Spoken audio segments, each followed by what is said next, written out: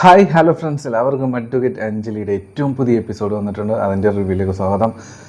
ഞാനോ പറ്റിക്കപ്പെട്ടു, നിങ്ങളെങ്കിലും പറ്റിക്കപ്പെടാതിരിക്കട്ടെ എന്ന് പറഞ്ഞ് ഈ എപ്പിസോഡ് ഞാൻ തുടങ്ങേണ്ടി വരും. വേറൊന്നുമല്ല, നമുക്കറിയാം, നമ്മൾ ഇന്നലെ പ്രൊമോയിൽ നമ്മൾ കണ്ട സീന എന്ന് പറയുന്നത് നമ്മുടെ അഞ്ജലിയുടെ അച്ഛനിങ്ങനെ തൂങ്ങി നിൽക്കുന്നൊരു സീനാണ്, തൂങ്ങിക്കിടന്ന് പിടയ്ക്കുന്നത്.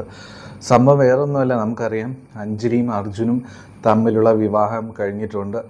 ഈ ഒരു സംഭവം ആരും അറിഞ്ഞിട്ടില്ല. പക്ഷേ നമ്മുടെ അഞ്ജലി ആ താലി, അർജുൻ കെട്ടിയ താലി ഇതുവരെയായിട്ട് ഊരി വെച്ചിട്ടില്ല. ആ ഒരു സംഭവം നമ്മുടെ ശ്യാമളമ്മ കാണുകയും വലിയ സീനാവുകയൊക്കെ ചെയ്തു. അങ്ങനെ നമ്മുടെ അഞ്ജലിയുടെ അച്ഛനോട് പറഞ്ഞു, ഈ ഉരുമ്പെട്ടവൾ നമ്മളെ ചതിച്ചു, നമ്മൾ സ്വപ്നങ്ങളും പ്രതീക്ഷകളും എല്ലാം ഈ ഉരുമ്പെട്ടവൾ തകർത്തു. ഇവൾ അനുപമയെ പോലെ ആരെയോ പോയി കല്യാണം കഴിച്ച് വന്നിരിക്കുകയാണെന്ന് പറയും. ഇങ്ങനെ പറയുന്നത് കേട്ടിട്ട് നമ്മുടെ അച്ഛൻ തകർന്നിട്ട് എങ്ങോട്ടോ ഇങ്ങനെ പോകുന്നൊരു സീനാണ് ആദ്യം കാണുന്നത്. ആരെയും ഇത് കേട്ടിട്ട് ഞെട്ടി നിൽക്കുന്നൊരു സീനാണ്. ഈ ഒരു സംഭവം നടക്കുന്നത് സത്യത്തിൽ നമ്മൾ സ്വപ്നമാകണേ എന്ന് ഒരുപാട് ആഗ്രഹിച്ചിരുന്നു. സത്യത്തിൽ ഇത് സ്വപ്നം തന്നെയാണ് കേട്ടോ. ഞാൻ വെറുതെ കഥ പറഞ്ഞ് നിങ്ങളെ വെറുതെ പറ്റിക്കുന്നതിൽ കാര്യമില്ല. അതുകൊണ്ട് ഈ സംഭവം സ്വപ്നമാണ്. അഞ്ജലി അച്ഛൻ തൂങ്ങി മരിക്കുന്നത് സ്വപ്നം കണ്ടുകൊണ്ട് പേടിച്ചെഴുന്നേക്കുകയാണ് അച്ഛ എന്ന് പറഞ്ഞിട്ട്. ആര്യ അപ്പുറം കിടപ്പുണ്ട്. ആര്യയും ചാടി എഴുന്നേക്കും. എന്ത് പറ്റി അഞ്ജലി എന്ന് ചോദിക്കും. അപ്പം നമ്മുടെ അഞ്ജലി പറയും, എന്തോ ഒരു ദുസ്വപ്നം ഞാൻ കണ്ടു, ഒരു സമാധാനം കിട്ടുന്നില്ല. ആര്യ പറയും, അത് പത്മയുടെ കാര്യം ആലോചിച്ചിട്ടായിരിക്കും നീ സമാധാനമായിട്ട് കിടന്നുറങ്ങുക അഞ്ജലി എന്ന് പറയും കേട്ടോ. അങ്ങനെയാണ് ഇന്നത്തെ എപ്പിസോഡ് തുടങ്ങുന്നത്. എന്താണെങ്കിലും നമ്മൾ ആഗ്രഹിച്ചതുപോലെ കണ്ട സീനുകളൊന്നും യാഥാർത്ഥ്യമല്ല, എല്ലാം വെറും സ്വപ്നങ്ങൾ മാത്രം കേട്ടോ. കാരണം അഞ്ജലി ഒരുപാട് കാര്യങ്ങൾ, ഈ ഒരു കല്യാണം കഴിഞ്ഞ കാര്യം, അതിന് പുറമെ പത്മയുടെ കാര്യമൊക്കെ ആലോചിച്ച് ഇങ്ങനെ വിഷമിച്ചാണ് കിടന്നുറങ്ങുന്നത്. അപ്പോൾ സ്വാഭാവികമായിട്ട് നമ്മളാണെങ്കിൽ പോലും ഇങ്ങനെയുള്ള കാര്യങ്ങളൊക്കെ ഉണ്ടാകാറുണ്ട്. നമ്മൾ ആഗ്രഹിക്കാത്ത ചില കാര്യങ്ങൾ സ്വപ്നം കാണേണ്ടി വരുന്നുണ്ട് കേട്ടോ. എന്താണെങ്കിലും പക്ഷേ ഇതൊരു സൂചനയാണ് അഞ്ജലിക്ക്. ചില കാര്യങ്ങൾ സംഭവിക്കാനായിട്ട് പോകുന്നതിൻ്റെ സൂചനയാണ്. അതോർത്ത് നമ്മുടെ അഞ്ജലി ഒരുപാട് ആശങ്കപ്പെടുന്നുണ്ട് കേട്ടോ. എന്താണെങ്കിലും ഇതാണ് ഇന്നത്തെ എപ്പിസോഡിൻ്റെ ആദ്യ ഭാഗം എന്ന് പറഞ്ഞു കേട്ടോ. പിന്നീട് നമ്മൾ കാണുന്ന സീൻ എന്ന് പറയുന്നത് രാഘവൻ ശംഖുചക്രത്തിൽ ഇരുന്ന് കുറച്ച് കേസുകളും കാര്യങ്ങളൊക്കെ നോക്കിയാണ്. ഈ ഒരു സമയത്ത് ഹരീന്ദ്രൻ വക്കീൽ വരും. ഹരീന്ദ്രൻ വക്കീൽ വരുമ്പോൾ അറിയാലോ, എന്തെങ്കിലും ഒരു വള്ളിക്കേസോ അല്ലെങ്കിൽ എന്തെങ്കിലും സംഭവം അന്വേഷിക്കാൻ വേണ്ടിയിട്ട് രാഘവൻ വിട്ടിട്ടുണ്ടാവും. രാഘവൻ അപ്പോൾ വരുമ്പോൾ തന്നെ ഹരിയോട് ചോദിക്കും, എടോ തൻ്റെ ഫോൺ എത്ര നേരമായിട്ട് വിളിക്കുമ്പോൾ സ്വിച്ച് ഓഫ് ആണോ? തൻ്റെ ഫോൺ ചത്തുപോയോ? ഇനി കൂടുതൽ ഫോണിൽ പണിയാനും നിൽക്കണ്ട, എന്തായടോ താൻ പോയി അന്വേഷിച്ചോ? ആ സംഭവമൊക്കെ സത്യമാണോ? അഞ്ജലി അങ്ങനെ ചെയ്തിട്ടുണ്ടോ? ഹരി പറയും, അതെ സാർ, നമ്മൾ അറിഞ്ഞ കാര്യം സത്യമാണ്. പത്മയെ കാണാനില്ല എന്ന് പറഞ്ഞിട്ട് അവളൊരു ഹേബിയസ് കോർപ്പസ് ആ തള്ളയെ കൊണ്ട് പരാതി കൊടുപ്പിച്ചിട്ടുണ്ട്. ആ തള്ളയെ കൊണ്ട് അവളൊരു പരാതിയായിട്ട് ഹൈക്കോടതിയിലേക്ക് തന്നെ അവൾ കൊടുത്തിരിക്കുകയാണ് സാർ. ആകെ വള്ളിയാണ് ഇവൾ, നമുക്കിട്ടുള്ള പണി ഇങ്ങനെ നടത്തിക്കൊണ്ടിരിക്കുകയാണല്ലോ സാർ. രാഘവൻ പറയും, ഇവള് ശരിയാവില്ല, ഇവള് നമുക്കിട്ട് പണിതുകൊണ്ടേ ഇരിക്കുകയാണ്. ഇങ്ങനെ പോയി കഴിഞ്ഞാൽ ഒട്ടും ശരിയാവില്ല, ഇവളെന്നും നമുക്കൊരു തലവേദന തന്നെയായി മാറിക്കൊണ്ടിരിക്കണം. ഹരിയപ്പ പറയും, സാർ അത് മാത്രമല്ല, വേറൊരു കാര്യം കൂടിയുണ്ട്. രാഘവൻ ചോദിക്കും, എന്താണ് പിന്നെ ഒരു കാര്യം? സാർ, അവള് സാറിനെതിരെ ബാർ അസോസിയേഷൻ വലിയൊരു പരാതി കൊടുത്തിട്ടുണ്ട്. സാറിൻ്റെ ഈ ലൈസൻസ് റദ്ദാക്കണം എന്നുള്ള രീതിയിലൊക്കെ പറഞ്ഞിട്ട് ഇവള് നമുക്കൊരു തലവേദന തന്നെയാണ് സാർ. ഇത് കേൾക്കുമ്പോൾ രാഘവന് ഭ്രാന്ത് പിടിക്കും. ഇത്രയും ബാർ അസോസിയേഷനിൽ ഏറ്റവും സീനിയറായ എന്നെ ഇപ്പോൾ കോട്ടെടുത്താണ് ഇനി ഒരു പീറ പെണ്ണ് പഠിപ്പിക്കാൻ വരുന്നു, എൻ്റെ ലൈസൻസ് റദ്ദാക്കണമെന്ന്. അതൊക്കെ ഞാൻ പിന്നെ നോക്കിക്കോളാം. എന്താണെങ്കിലും അവൾ നമുക്കിട്ട് നല്ല പണി തരുന്നുണ്ട്. ഹരിയപ്പ പറയും, സാർ അവൾ എന്നും നമുക്കൊരു തലവേദന തന്നെയാണ്, അവൾ നമ്മളെ വിടുന്നൊരു ലക്ഷണമില്ല. രാഘവൻ പറയും, അങ്ങനെയാണെന്നുണ്ടെങ്കിൽ അവൾ വലിയൊരു തലവേദനയാണെന്നുണ്ടെങ്കിൽ ആ തല തന്നെ അങ്ങ് വെട്ടി മാറ്റണം. പഴയ ചരിത്രം അവൾ ആവർത്തിക്കുകയാണ്. അവളുടെ അച്ഛൻ്റെ ഞാൻ ഇങ്ങനെയാണ് പണി കൊടുത്തത്, അത് തന്നെ അവൾ എനിക്കെതിരെയും ചെയ്യുകയാണ്. അവൾ ഒരുപാട് തലവേദനയാണെങ്കിൽ അവളുടെ തല അങ്ങ് വെട്ടിമാറ്റും, അത് ഞാൻ തന്നെ ചെയ്യും. ഇന്ന് തന്നെ ഞാൻ വേണ്ടത് ഞാൻ ചെയ്തോളാം. അവളെ അങ്ങനെ വെറുതെ വിട്ടിട്ട് കാര്യമില്ല, അവളെ അങ്ങനെ വളരാനും അനുവദിക്കരുത്. രാഘവനും ഹരിയും തമ്മിൽ ഇങ്ങനെയുള്ള കാര്യങ്ങൾ സംസാരിച്ച് നിൽക്കുന്ന അതേ സമയത്ത് തന്നെ കുറുപ്പാണ് വാലിന് തീ പിടിച്ചതുപോലെ അങ്ങോട്ട് വരികയാണ് കേട്ടോ. കുറുപ്പാണ് പ്രാന്ത് പിടിച്ചിരിക്കുന്ന ഒരവസ്ഥയിലാണ്. കാരണം അയാൾ ഈ കാര്യങ്ങളൊക്കെ അറിഞ്ഞു, ഹേബിയസ് കോർപ്പസ് ഫയൽ ചെയ്തതും അങ്ങനെയുള്ള കാര്യങ്ങളൊക്കെ അറിഞ്ഞിട്ടുണ്ട്. വന്ന പടി തന്നെ കുറുപ്പ് രാഘവനോട് പറയാണ്, എടോ താൻ ഈ ഞാൻ ഈ കേട്ടതൊക്കെ സത്യമാണോടോ?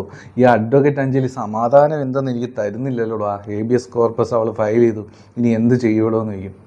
രാഘവൻ പറയും, എടോ താനിങ്ങനെ ടെൻഷൻ അടിക്കല്ലേ, താൻ അകത്തേക്ക് കയറുക. കുറിപ്പ് പറയും, എടോ ഞാൻ അകത്തും പുറത്തൊന്നും ഇരിക്കാനായിട്ട് വന്നതല്ല, അവൾ ഓരോരോ പണി ഒപ്പിച്ച് തന്നുകൊണ്ടിരിക്കുക, സമാധാനം എന്തെന്ന് അറിയാനായിട്ട് പറ്റുന്നില്ല, ഇനി എന്ത് ചെയ്യടോ. രാഘവൻ പറയും, എടാ താനത് വിഷമിക്കൊന്നും വേണ്ട, പിന്നെ തൻ്റെ ഓവർ സ്മാർട്ട് കാരണമൊക്കെ ഇത് ഉണ്ടായിട്ടുള്ളത്.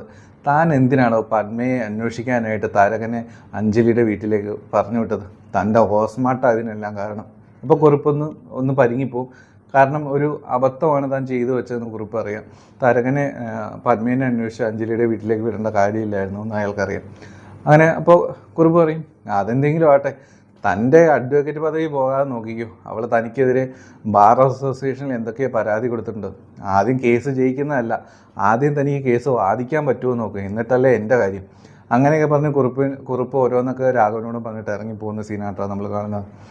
എന്താണെങ്കിലും അത് കഴിഞ്ഞ് കാണുന്ന സീന് എന്ന് പറയുന്നത് നമ്മുടെ അഞ്ജലി അമ്പലത്തിൽ നിന്ന് പ്രാർത്ഥിക്കുകയാണ്, ദൈവത്തോട് പ്രാർത്ഥിക്കുകയാണ്, ദൈവമേ എൻ്റെ കയ്യിൽ നിന്ന് തെറ്റുകൾ പറ്റിപ്പോയി, ആ ഒരു അവസ്ഥയിൽ പറ്റിപ്പോയതാണ്, എന്നോട് ക്ഷമിക്കണേ, എന്തെങ്കിലും തെറ്റുകൾ ചെയ്തിട്ടുണ്ടെങ്കിൽ എന്നോട് ചെയ്തോളൂ, എൻ്റെ പേരൻസിനോടൊന്നും ചെയ്യരുത്, എൻ്റെ അച്ഛനോടും അമ്മയോടും അവരെ വിഷമിപ്പിക്കുന്ന ഒരു സംഭവം ഉണ്ടാകരുത്, എന്തെങ്കിലും ഉണ്ടെങ്കിൽ എന്നോട് എന്ത് വേണമെങ്കിലും കാട്ടിക്കോളൂ. അങ്ങനെയൊക്കെ പറഞ്ഞിട്ട് നമ്മുടെ അഞ്ജലി വളരെ ഇമോഷണലായിട്ട് നിന്ന് സംസാരിക്കുകയാണ് കേട്ടോ. ഈ ഒരു സമയം നമ്മുടെ അർജുൻ അവിടെ എത്തും. അങ്ങനെ ഒരു പ്രസാദമൊക്കെ വാങ്ങി ആ സമയത്ത് ശാന്തിയായിട്ട് കുറച്ച് കാര്യങ്ങളൊക്കെ പറയുന്നുണ്ട്. മറ്റേ അന്ന് ഒരു പ്രമാണം എഴുതിക്കുന്ന സംഭവം ഉണ്ടായിരുന്നല്ലോ, ആ കാര്യങ്ങളൊക്കെയാണ് പറയുന്നത്. അപ്പോൾ അതിനുശേഷം പുറത്തുനിന്ന് അഞ്ജലിയോട് അർജുൻ ചോദിക്കും, എന്താണോ താൻ വളരെ ഇമ്പോർട്ടൻ്റ് ആയിട്ട് പെട്ടെന്ന് വരാനായിട്ട് പറഞ്ഞ്, എന്തെങ്കിലും പ്രശ്നം ഉണ്ടായോ? അഞ്ജലി പറയും, അതിൽ പ്രശ്നമൊന്നും ഉണ്ടായിട്ടില്ല, എനിക്ക് രാജീവിനെ ഒന്ന് കാണണമെന്ന് തോന്നി, അതുകൊണ്ടാണ് ഞാൻ വേഗം വരാനായിട്ട് പറഞ്ഞത്. അപ്പോൾ അർജുൻ പറയും, ഞാൻ അങ്ങ് ആകെ ടെൻഷൻ അടിച്ചു പോയി, എന്തെങ്കിലും ഇഷ്യൂസൊക്കെ ഉണ്ടായോ എന്നൊക്കെ വിചാരിച്ചു, ആകെ ടെൻഷൻ അടിച്ചു പോയി, ഇത്ര നിസ്സാര കാര്യത്തിനാണോ താൻ എന്നെ വിളിച്ചത്? അങ്ങനെ പറയും. അപ്പോൾ അഞ്ജലി പറയും, നിസ്സാര കാര്യം, ഞാൻ ഒരു ദുസ്വപ്നം കണ്ടടോ, നമ്മുടെ ഈ സംഭവം അവിടെ വീട്ടിൽ അറിയുന്നൊരു കാര്യം. അപ്പോൾ അർജുൻ വളരെ തമാശ രീതിയിലൊക്കെ പറയും, അങ്ങനെയാണോ, എന്നിട്ട് എന്തുണ്ടായി? അവർ മധുരമൊക്കെ വെച്ച് തന്നോ, മധുരം വിളമ്പി തന്നോ, എന്താ ഉണ്ടായത്? അപ്പോൾ അഞ്ജലിക്ക് ദേഷ്യം പറയും. അഞ്ജലി പറയും, രാജീവേ തമാശ കളിക്കില്ലേ, ഞാൻ വളരെ സീരിയസ് ആയിട്ടാണ് പറയുന്നത്, എനിക്ക് വളരെ ടെൻഷനിലാണ് ഉള്ളത്, ഈ താലിമാല കിടക്കുന്ന കാലത്തോളം എനിക്ക് ഭയങ്കര ടെൻഷൻ, രാജീവ് എന്തെങ്കിലുമൊക്കെ ചെയ്യണം, ഉടനെ തന്നെ രാജീവിൻ്റെ വീട്ടുകാരെ വിളിച്ചുകൊണ്ട് വന്ന് കാര്യങ്ങൾ അവതരിപ്പിക്കുന്ന ഒരു പെണ്ണ് കാണൽ ചടങ്ങ് നടത്തണം, അങ്ങനെയൊക്കെ അഞ്ജലി പറയും കേട്ടോ. അർജുൻ അപ്പോൾ പറയും, അഞ്ജലി വിഷമിക്കാതിരിക്കുക, നമുക്ക് എന്താണെങ്കിലും ഇപ്പോൾ ഏറ്റവും പ്രധാനപ്പെട്ട കാര്യം എന്ന് പറയുന്നത് പത്മയെ കണ്ടെത്തുക എന്നുള്ളതാണ്, അതിനുശേഷം ഞാൻ വേണ്ടത് ചെയ്തോളാം, അഞ്ജലി ധൈര്യമായിട്ടിരിക്കുക. പത്മയെ കണ്ടെത്തുന്നതിന് അടുത്ത ദിവസം തന്നെ എൻ്റെ വീട്ടുകാരായിട്ട് വരും, ഞാൻ അഞ്ജലി പെണ്ണ് കാണാനായിട്ട് വരും എന്ന് ഞാൻ വാക്ക് തരികയാണ്. അങ്ങനെ മറ്റൊരു അഞ്ജലിയുടെ കയ്യിൽ പിടിച്ച് അർജുൻ വാക്ക് കൊടുക്കുന്ന ഒരു സീനാണ് കേട്ടോ. അപ്പോൾ അർജുൻ്റെ ഒരു വാക്ക് കിട്ടിയപ്പോൾ അഞ്ജലിക്ക് ഒരുപാട് ആശ്വാസമാകും. അപ്പോൾ ഇതിനിടയിൽ അർജുൻ പറയുന്നുണ്ട്, വേണമെങ്കിൽ ഇത്രയധികം ടെൻഷൻ ഈ താലി കൊണ്ട് ഉണ്ടാവുന്നുണ്ട് എങ്കിൽ ആ താലി ഒന്ന് വേണമെങ്കിൽ ഊരി വെച്ചുകൂടെ എന്ന് ചോദിക്കും. അപ്പോൾ അഞ്ജലി പറയും, അങ്ങനെ പറ്റത്തില്ല, എനിക്കൊരിക്കലും ഇത് ഊരി വെക്കാനായിട്ട് പറ്റത്തില്ല, കാര്യം നമ്മൾ എത്ര വിദ്യാഭ്യാസം കിട്ടി, പുരോഗമന ചിന്തകളുണ്ട്, അങ്ങനെ ഉണ്ടൊന്നും കാര്യമില്ല, ഞാൻ എൻ്റെ അമ്മയുടെ രീതിയിലൊക്കെ ചിന്തിക്കുന്നത്, എനിക്കങ്ങനെ ഈ താലി ഊരി വെക്കാനൊന്നും പറ്റത്തില്ല രാജീവ്, എന്നോട് അത് ഒരിക്കലും ആവശ്യപ്പെടരുത് എന്ന് പറഞ്ഞിട്ട് നമ്മുടെ അഞ്ജലിയുടെ കാര്യമൊക്കെ ചെയ്യുന്നുണ്ട് അതിന് തൊട്ട് മുമ്പ്. അപ്പോഴാണ് നമ്മുടെ അർജുൻ വാക്ക് കൊടുക്കുന്നത്, ഞാൻ പെണ്ണ് കാണാനായിട്ട് വരാം, വീട്ടുകാരെയും കൂട്ടി വരാം, അങ്ങനെ വാക്ക് കൊടുക്കുന്നുണ്ട് കേട്ടോ അഞ്ജലിക്ക് നമ്മുടെ അർജുൻ. പക്ഷെ അതെങ്ങനെ സംഭവിക്കുമെന്ന് ഞാനൊന്ന് ആലോചിച്ചു ആ ഒരു സമയത്ത്. എന്നാണെങ്കിലും ഇങ്ങനെ ഒരു സീൻ ശേഷം ഏറ്റവും അവസാന സീനിൽ കാണുന്നത് ഭ്രാന്ത് പിടിച്ചതുപോലെ രാഘവൻ അഞ്ജലിയുടെ വീട്ടിലേക്ക് വരുന്നതാണ്. ഈ ഒരു ഇഷ്യൂസ് ഹേബിയസ് കോർപ്പസ് അതുപോലെ തന്നെ ബാർ അസോസിയേഷനിൽ കംപ്ലൈൻറ്റ് കൊടുത്തു. ഈ സംഭവങ്ങൾ എല്ലാം കൂടി ആയപ്പോൾ രാഘവന് ഒരു രീതിയിലും ഇരിപ്പുറയ്ക്കുന്നില്ല. അഞ്ജലിയോട് 2 വർത്തമാനം പറയണം എന്ന് ഉദ്ദേശിച്ച് തന്നെ അവിടെ വരികയാണ്. അഞ്ജലിയുടെ വീടിൻ്റെ അവിടെ എത്തും. ആ സമയത്ത് മധുവും മറ്റേ ഓട്ടോച്ചേട്ടനൊക്കെ അവിടെയുണ്ട്. എന്നിട്ട് അഞ്ജലി എന്ന് അവിടെ നിന്ന് അയാൾ വിളിക്കുകയാണ് കേട്ടോ. ഈ സമയത്ത് അഞ്ജലി അവിടെ ഇല്ല. അച്ഛനും ശിവരാമൻ ചേട്ടനും ശ്യാമളാമയൊക്കെ കൂടി പുറത്തേക്ക് ഇറങ്ങി വരും. അപ്പോൾ തനിക്കെന്താണ് ഇവിടെ കാര്യം എന്ന് ശിവരാമൻ ചോദിക്കും. അപ്പോഴത്തേനും രാഘവൻ പറയും, എനിക്ക് ലൂസ് ടോക്കിനൊന്നും സമയമില്ല, ആ അഡ്വക്കേറ്റ് അഞ്ജലി എവിടെ, അവളെയാണ് എനിക്ക് കാണേണ്ടതെന്ന് പറയും. അങ്ങനെ അവർ തമ്മിലിങ്ങനെ സംസാരിച്ചുകൊണ്ട് നിൽക്കുന്ന സമയത്ത് തന്നെ നമ്മുടെ അഞ്ജലിക്കുട്ടി അങ്ങോട്ടേക്ക് വരികയാണ് കേട്ടോ.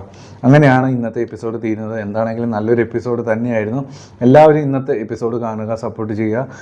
നമ്മുടെ ചാനൽ ആദ്യമായിട്ട് കാണുന്നവരൊന്ന് സബ്സ്ക്രൈബ് ചെയ്യണം കേട്ടോ. അപ്പോൾ എല്ലാവർക്കും നല്ലൊരു ശുഭദിനം. Take care. ബൈ.